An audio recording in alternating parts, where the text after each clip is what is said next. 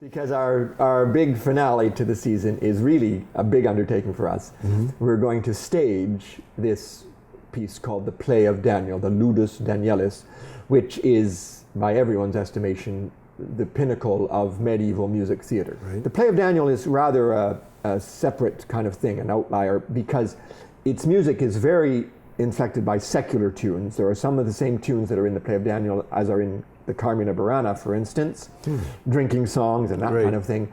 And it tells an Old Testament story, which is unusual for liturgical dramas. It tells the story of Daniel reading the writing on the wall, from whence we get our reading the writing on the wall. It's like as if we were here and suddenly magic hand writes up Mane Tekel Fades, and you go, oh, what does that mean?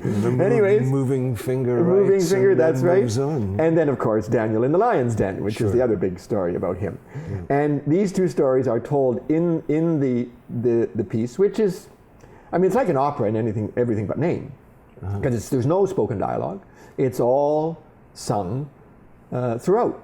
And we're going to have it fully costumed, and we've hired a lighting designer and a set designer, and we're going to turn these. We know these pieces were done in churches, right? And so we're going to do it at Trinity-St. Paul's. It's a very appropriate place, and there's lots of moments where you need to have movement around the church, and so we'll use the aisles. It's a rollicking story, and you get to do things which you're not otherwise allowed to do in church. Like someone has to be the lion, so you get to dress up as animals. Yeah, right. And they talk about this. Don't dress up as animals.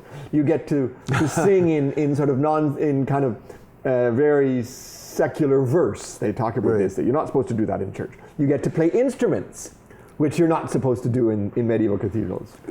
So you get to do all the don'ts. You get to do all the don'ts in the Play of Daniel. So it's going to be great fun.